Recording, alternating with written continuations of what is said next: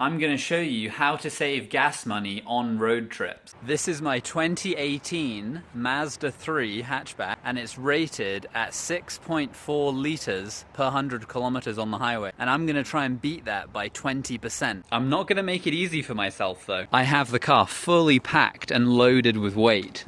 You can see the suspension sagging there. I'm gonna leave my roof racks on, which will increase drag. I'm also running snow tires that are actually wider than the factory tires. That will increase rolling resistance. And my route actually goes over the Rocky Mountains, so there's gonna be a lot of hills to deal with. I'm gonna be leaving at 6 a.m. tomorrow morning, so I'm gonna check over the car's tire pressures, oil level and coolant level, and then get some sleep. It's now 6 a.m. and I've got the car fully packed and ready to go. My fuel range is 813 kilometers and I've got 850 kilometers left to go. So I gotta see if I can extend that a little bit. My first hour of driving is through the city. When I start the car, I'm only going to let it idle for 30 seconds. That should be enough to get the engine oil flowing, but not long enough that I'm wasting gas just idling.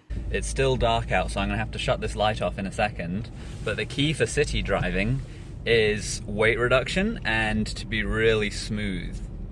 And because obviously I can't change my weight, I'm going to have to drive extra smooth to make up for it. I'm going to pull away really slowly from the traffic lights. I'm going to not accelerate up to red lights, and I'm not going to speed. I'll give you an update when I'm out of the city. I made it out of the city at long last. There was a lot of traffic and a lot of construction, which is not good. I used way more fuel than I should have been, and at this rate, there's no chance I'm making it if I continue that kind of fuel consumption. But I've got highway the rest of the trip now, so I'm hoping that I'm going to put the car in cruise control and it should really improve the fuel consumption. I'm on a really quiet double lane highway right now, and the speed limit is 100 kilometers an hour, but I have my cruise control set to 90.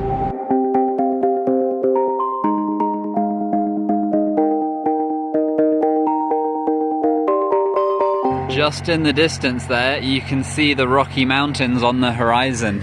I just quickly pulled in for a quick bathroom break because the car might be able to do like 9 hours of driving, but I cannot. So far, the road has been good. Let's get back on the road.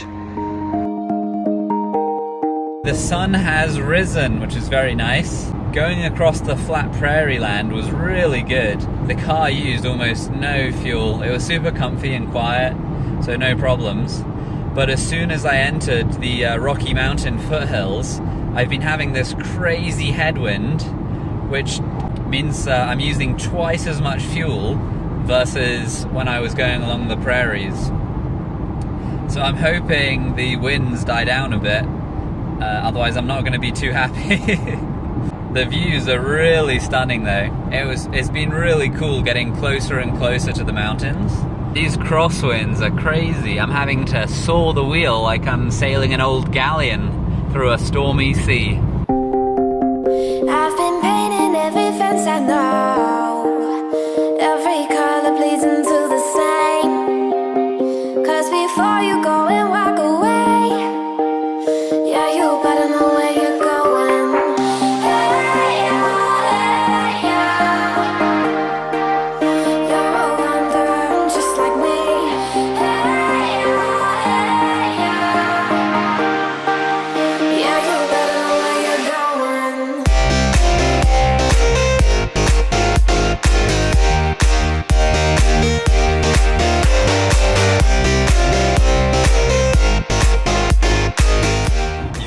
See it out my window, but I am in the mountains now.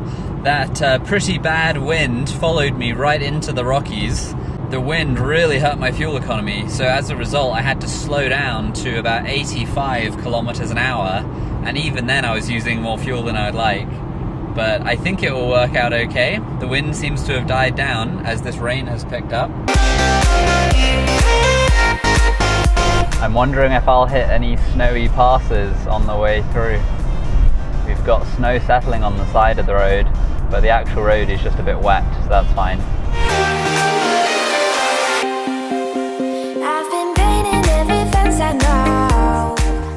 road trip, there are economic considerations to take into account. Like, if I drove a bit faster today, it would cost me about $20 more in fuel, and I would get to my destination about an hour faster. So is that worth it? You could say, that is my time worth more than $20 an hour? And if yes, then I should do it.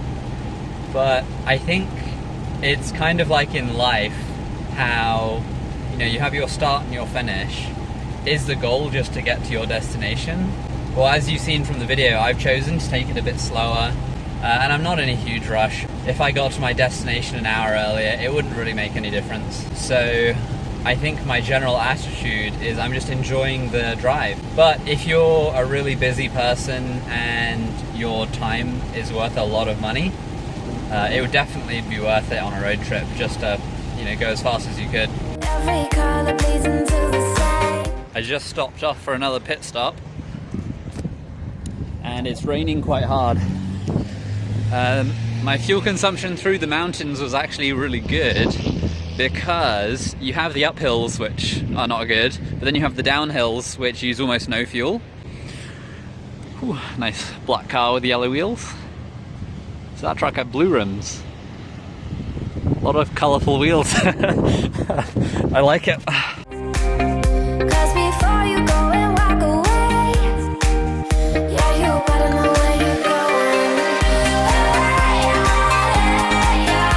I am about 60 kilometers from my destination, so very close. I've been on the road for just over 9 hours. I'm feeling a bit tired, but that's all good. The car is telling me I'm doing about 5 litres per 100 over this trip, but I will fill up and actually see how much fuel I've used, and then measure it based on that versus what the car's telling me. My fuel lights come on, but I'm pretty sure my range is long enough to get me to the gas station, so no worries. I've cruised most of the way at 90 kilometers an hour. There's been very little traffic. There's cops behind me, so I'm going to put the phone down.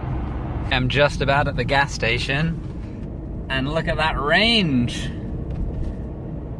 1 flippin' kilometer out of 817 kilometers. Well, this is the turn-in for the gas station right here. Very nice. Range 1 kilometer. So close. I made it. Perfect. Only just though.